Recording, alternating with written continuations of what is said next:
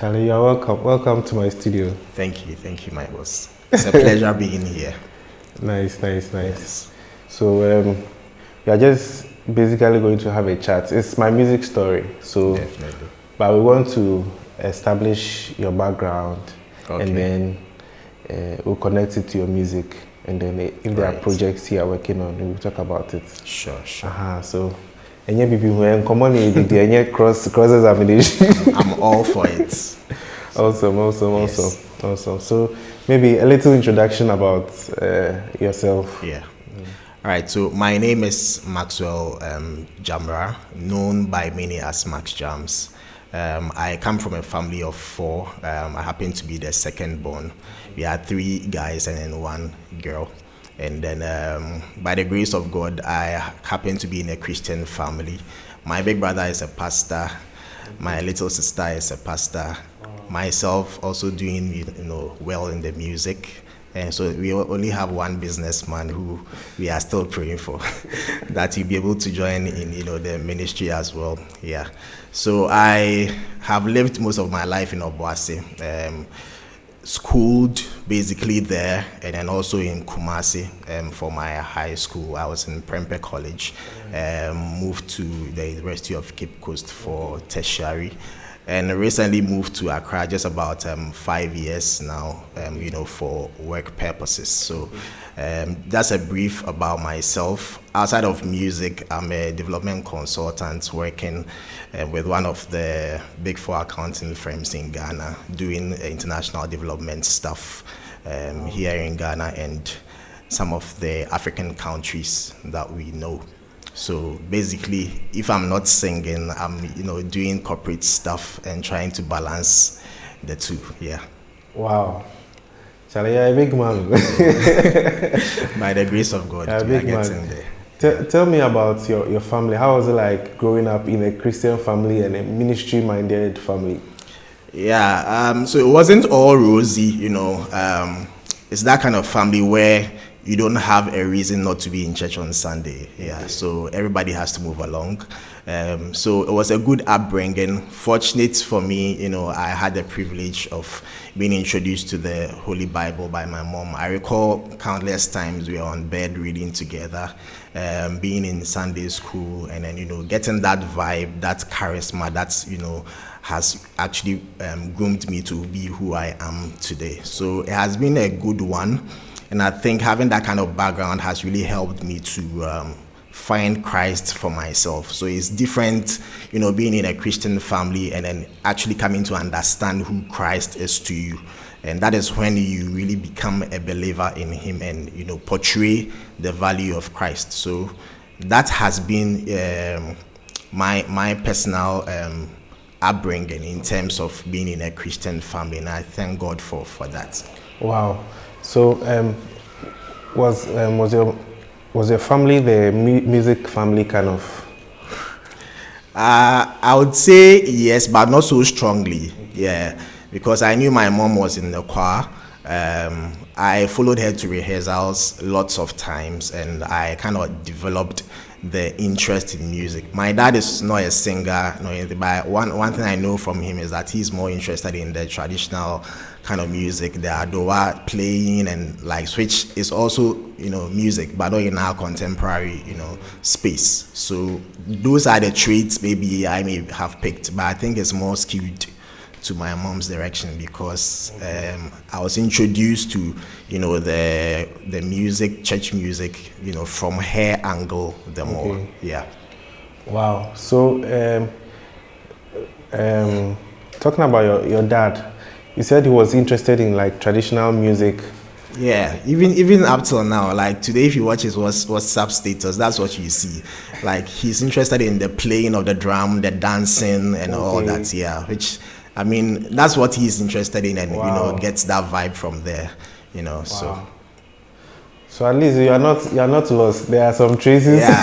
Yeah, a little bit. You're not an island. Wow, a little bit. That's good. But I know it has actually developed because I know having that interest in music, it wasn't, let's say, a very easy one where parents know that, okay, this is the talent of my child. So I'm able to, direct him towards shaping that particular talent. So there were times where we had banters as to why are you out for rehearsal and the like.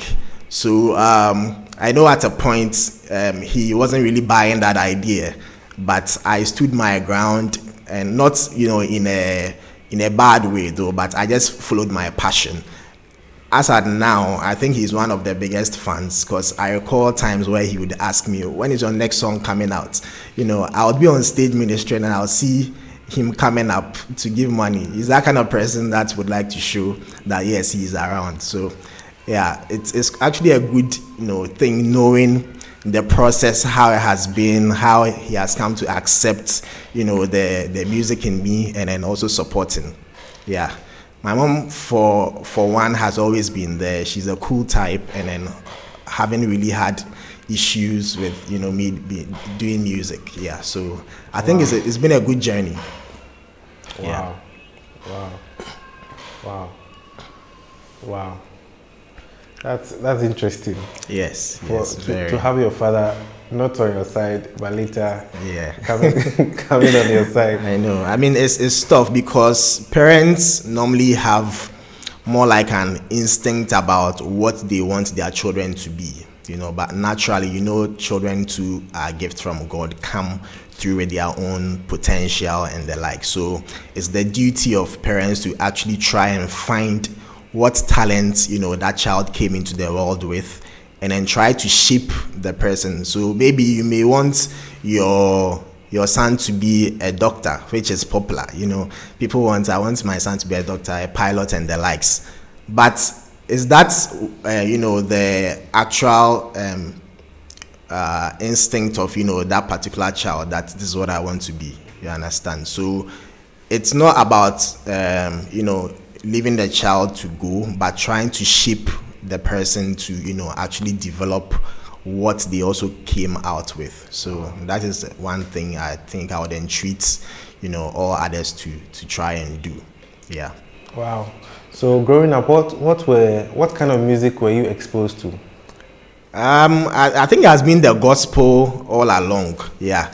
It was the gospel mainly, and then listening to the local music from the Ernesto Pokus and then the likes. It was up until I went into high school where I was exposed to the contemporary kind of music, because that we're being challenged to learn certain songs purposely for programs that we were hosting. So I happened to join the gospel singers in Prempeh College. It was an all guys choir, obviously. So we had to be doing all sorts of things, in making our harmony sound nice. We have actually done stuff, and I think it has been a good thing joining them, and then learning the music we do now, because now it's quite obvious, it's raining. Although the local too has its space, which I totally love, and I move there whenever I'm led to do. Having a blend of the two is also very, very necessary. So that's part of joining the team way back in Prempeh has been very good. Up until today, the team still calls me, for the annual program, which is Gospel Praise, where we get to invite, all the other schools to come home and then to come and vibe, so, and worship God. It's actually a very good journey. Musically too, has been very, very good when I moved to the University of Cape Coast, because there too I happened to be very active. Fortunately, I was able to blend the academics, with it. So, which group were you in on campus? I think we were just two choirs. I was with the UCC Mass Choir, which I happened to be one of the vocal directors at a point, and then also with the Sanctuary Choir. That was mainly the church for Pentefield. Yeah. Oh, okay. So, tell me about growing up in Obuasi and how music development in Obuasi has shaping your craft. Because for the first time I came to Obuasi for a program, that's like, you remember Spirit Intensity? Yes. When I came there, I was like, wow. what I said was, I mean, this town is not only for gold, but I know, right? I mean, it's a mine of very talent. rich talent. Yeah. So how has music development? Is there? I know two main groups in Obuasi.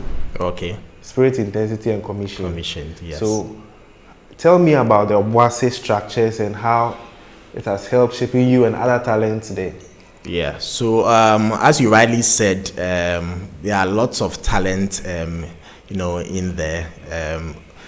It's a very small town, so people are likely to find themselves attending events most of the time. So unlike, Accra, where you have lots of events happening here and there, so you don't even know which one to go for. But we are kind of targeted, such that we almost always don't even have a conflicting event, because we know that, okay, this one has to be there. Afterwards, we are moving to this particular groups and all that. So we always find, people coming in as expected.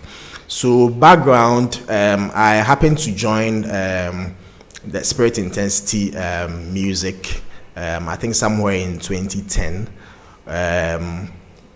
Basically, for my interest in music, I am a very good choir, and I happen to have led the choir for like about 8 or 7 years as the music director and president here. So we had this annual event, which is the Ultimate Praise. So definitely we try to unearth talents who are musically inclined in terms of vocals and then also instrument wise, So we do audition and get the team on board, and then we do these events. As you rightly said, we had Commission. There are a couple of others too, Extreme Praise and praise, yes, and the likes. So people are really dedicated to this, and then they are really good. And maybe it comes off as natural, but I know when you go deep down there is also an influence of the music schools, which kind of sprang up quite early. Okay. I know of the Gloryland School of Music. I happened to be there, not to learn vocals, because I knew I could sing. I wanted to actually learn the keyboard, but I didn't really get time. that was then. I don't know about now if I'm saying I didn't get time by that time. So unfortunately, I couldn't really, dedicate to learn it. But I know it has really influenced quite a number of people, whom we can really mention names and then say they are really. Of course, I mean, from that music school, I know of Royal Chris, I know of TMC, there is Ifya Sika, who is also doing very good. A number of people, which I may not be able to call off head, So they've all sprung up from, this background, and then have also made impact through the music that we do. Yeah, so I think the regular events that we normally had really propelled us to learn, because in that case, you definitely be given a task or a song to do, and you can't manage to flop, you understand, because there's someone there waiting, just in case you go off, so that we give the chance to the person. So if you want to be, the person doing the song, you have to get it and then learn the thing well. So I think that has really helped shape the people in Obuasi, and then wherever they find themselves, outside of the town, they really excel. So that is something we can't take away from them. But I think it's just by the grace of God, and the dedication that people put into what they do. Yeah. Wow. I'm Pascal and George. Oh yes, they are our bosses. I mean, they started the whole, how do you call it? The whole experience with regards to the music, because I started attending Commission's concerts when I was very, very young. They were hosting their annual concerts, I think, in one of the ICGC churches way back. So they have actually set the ground for us to, stand now and do what we do now, and they take all the credit for that. Yeah. Wow. God bless you, Pascal and Mr. George. Yes. Nice. And even as of now, when they are not so active, because I know they are doing a lot of things in terms of work and then family stuff, but I mean the legacy they put out there has really groomed people to take it up. Yeah, I think it's just been a matter of the COVID coming into play, which we've had a lag in terms of the consistency in some of these events. But I'd really entreat all and sundry to really come together and get it going, because for our generation we've seen the impact it has made, but for the upcoming ones, I know the likes of the Abraham Hammonds out there are also doing very, very well to ensure that the youth are really on track when it comes to the things of God. Wow. Yes. And I think we talked about vocalists most of the time, but I think we've had also some very good instrumentalists coming from Obuasi. Of course. Yeah. Of course. The one in US, what was his name? Shadrach. Yes, Shadrach. We all grew up in the same church. Yeah, with Royal Chris and then Reverend Akwabwa. Yes, so they've really done well, and I think they are making strides, wherever they are now. Wow. Yeah. Wow. So, you've gone to Prempeh, you've gone to UCC. Along the line, what were your dominant influences? Which people were you listening to that were inspiring you? Growing up, I didn't really have a dedicated person I would say was influencing me in terms of music. I went along, as the Spirit led, because if you carry it, you carry it. So when I listen to you and I know, this sound has, the backing of the Spirit, I'm, drawn to it. For me, one person I'll mention is Reverend Enoch Akwabwa, who has really been a very good influence on my life. He saw the potential in me when it comes to the music. So he drew me to, groom me, coach me, and make me learn what was essential as a praise and worship leader. And then over the years, you might have seen me, working with him in terms of events. You always see his face on my flyer. And then, it's purposely because of, the kind of influence he has had on me. And then also, along the line, I happen to have also encountered Reverend Denzel Ajiman Prempeh, whom I consistently had been attending his event, Touching God's Heart, I think from 2014 thereabouts. Yeah, so there too, I happened to fall in love with, his kind of music, the kind of person he was, and his love for God. And I also became dedicated to his music. So these two persons, I believe, have been a very good influence to me when it comes to music.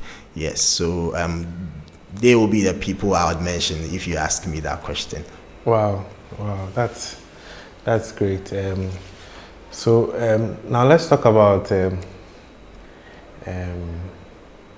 you discovered your talent. You know that you knew you could sing and all that. Yeah. So what made you decide that, okay, I'm going to do this thing, and even go ahead and have an event purposely for that? So it wasn't a decision per se that I was there and I can do this. It was more like an instruction. Okay. So I didn't mention I'd been attending Reverend Denzel's event. So I was coming from Obuasi to Accra most of the times, just to have that experience. So I recall on 10th of August 2014, I was in one of the events, Touching God's Heart, in the National Theatre, and where I heard God literally speak to me. Okay, so he says that make me proud. That was a word. So as I got the word in my heart, I didn't really know what to do, because it's more like an instruction. So as I walked out of there, I was just contemplating what exactly that meant, because it quite felt different. I had been in church, but this sounded a little bit different. So I reached out to Reverend Denzel in his DMs and told him what I had encountered, at his event. So we had a chat, and then, he encouraged me to, follow what I had been led to do. So a year came over and I still hadn't figured out what exactly to do, in terms of this particular assignment I had received. So I went back the following year to Touching God's Heart again. And then there came two men of God, I think Reverend Joe Bichem and then was it Jervis Jokoto? Yeah, they were on bail. So they came strongly with a word that there are these people in the congregation, God has given you a task to do and you are not doing it. And also I really felt like convicted because I knew I had received the word way back, a year back, and I had not actioned it. So I really broke down there and then, apologized to God, trying to, find ways of making this happen because I knew I had been taxed and more like I hadn't done anything about it, you understand? So right from there, I had to pick up a phone call people, this an idea I want to do. Because I knew I was into music, I definitely felt that, we had to move into that direction of, staging an event where we conscientize people about how to make Jesus proud, because it's not just about me.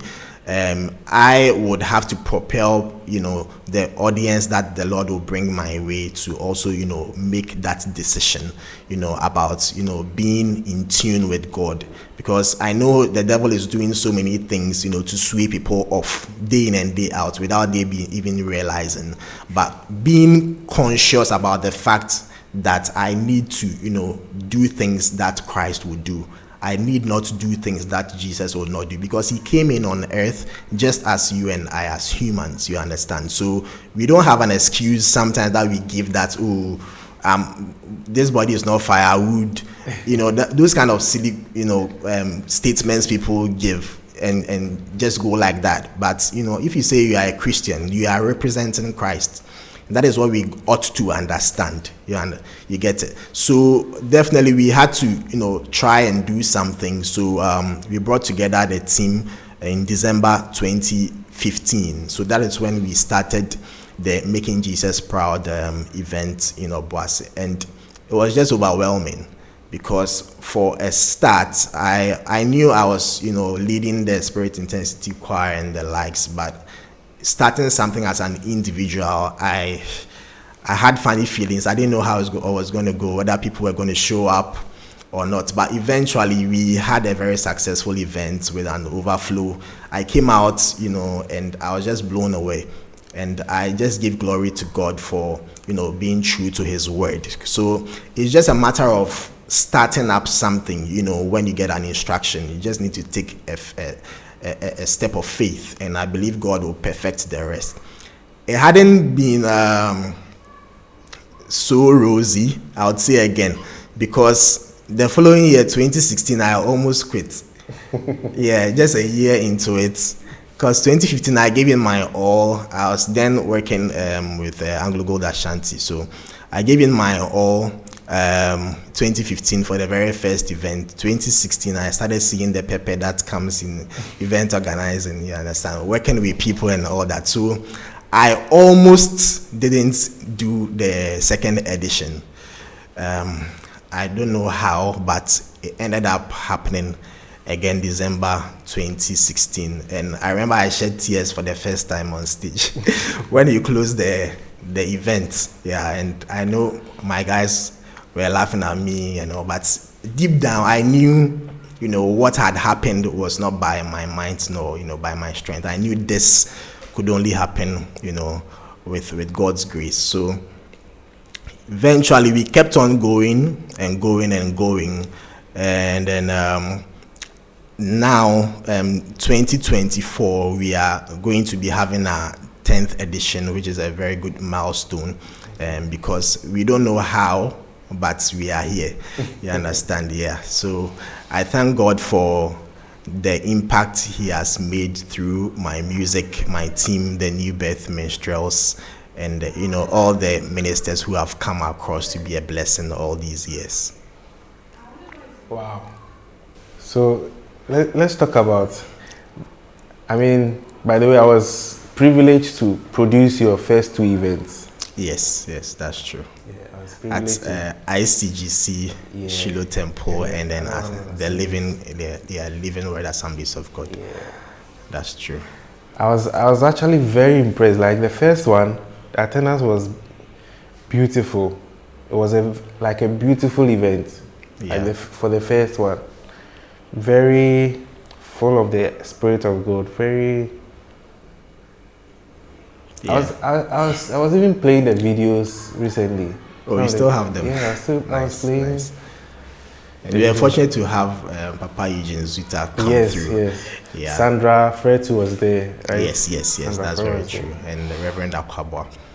So it has been a very good journey, and I thank God for the consistency, and more so for the team, believing in me. I've actually played with them from 2015 all the way to our 10th edition for 10 good years. It rarely happens that you have a band, a team stand with you throughout this journey, but they have been a very, very good impact, and I thank God for their lives, and I'm believing that this is just a stepstone for us to move into greater heights. You said the 2nd edition you almost quit and you started seeing the pepper in events. Can you share some of the experiences that you had with us? Obviously, it comes with its own challenges in terms of logistical challenges, financial, and working with people. So you have to find a way to manage all of these things alongside being in spirit when you are on stage. You understand? So it's quite different. This was way back. This is fortunately for us in this era, we have stage managers who will be coordinating affairs for you when you are on stage. But then you happen to be doing almost all of these things by yourself. So even before you get on stage, you might have even fought with somebody by not doing what we have actually planned to do before you get on stage. So it has been a very, very tough one, trying to manage the team, and then financially trying to ensure that you have the required sponsors come your way, which has been a banter. At a point I stopped that trend because it wasn't successful, although you give yourself the time to pursue. So I always pray to God that God, you have given me this gift, this assignment, so please bless me and let me use it as a blessing to what you have instructed me to do. And God has not failed me, because it hasn't been like sources coming in from outside. I mostly always try to fund the greater percentage of whatever I do, and I'm trusting God that God would bring people who would also believe in what we do to support that very cause. So the pepper, as I mentioned, is not like something so tragic, but it's just the challenge of trying to manage logistics, plan an event, ensure that your team is well set, prepared and all, and then also being in tune with what God has instructed you to do on the very day. Wow. Yeah. So let's talk about your music. Okay. You released an album, right? Yes, the Testify album. Okay. When was it? This was in 2021. Okay. Yeah, just about 3 years ago. Okay. So I'm the cool type. Wouldn't really want to be out there, but for the sake of God's calling, we need to do what we ought to do. Yeah. So God definitely, through the events we've been doing, gifted us with songs which we did record in the processes of making Jesus proud, year in and year out. So we had to ensure that we had one source where people could go and then listen to all the songs that we have put out there. So we've been doing releases, singles, and then by the grace of God, in 2021 we did release the Testify album, which is an 8-track album. I think I wrote 6 of them, one by Reverend Enoch Akwaboah, and then one also is a public domain worship medley. Yeah, so that is the composition of the album, and I thank God it has really, made that impact that it has, made ever since its release. Yeah. In terms of writing, I'm not a kind that does, the usual pen to paper. I'm deliberately sitting down to write. It normally comes across, as tunes. When I do so, I just, do a brief recording, and then, through prayer, I get the direction the song is supposed to go, so that we are able to structure it well. And then, every song has its theme, either be it focus on worship, being adoration, praising, on prayer, and the like. So you have to have a particular direction that the song has to go, as inspired by the Holy Spirit. So it normally comes through that through prayer. I've only had one song that came from a dream. Okay. It was very, very strange, because I really do, have such encounters. So the recording was very whack in a way, because I was sleeping, but I knew this was a new one, so I had to get it. Yeah. Wow. So I did try record it and fleshed it out, and it's also a part of the album, which is titled Calvary. Yes. Okay. So that particular one came. Yes. It's hymnal in a way. Yeah. Very, very good. Yeah. So those have been, how the songs usually come about, and then I'm really trusting God that, we have subsequent ones where we are able to put together very spirit-filled, songs as well that would transcend the nations. Wow. So your songs, I listened to You Are King. Yes. Yeah, You Are King, featuring Sisi Bedu. Yes. Yeah. What do you call it? Can you tell us about how that song? That song was inspired by another song.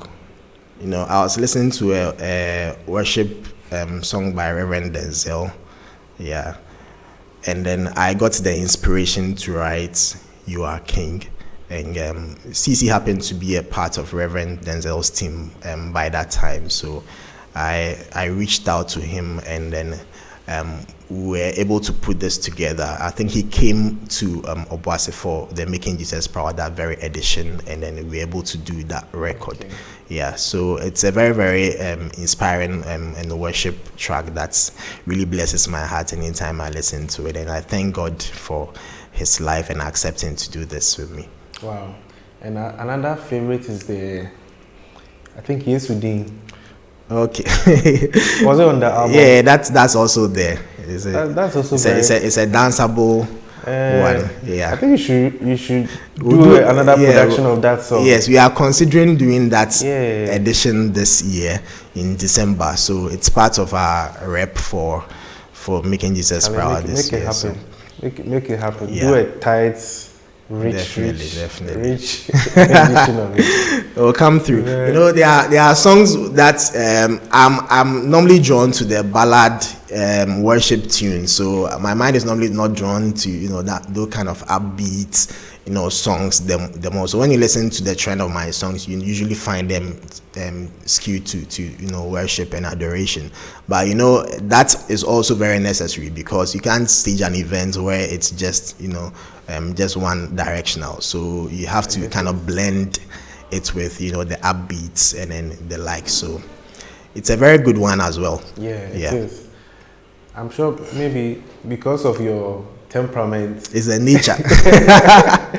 Temperament. It's like it's normal. Yeah. Laid back style. Yes.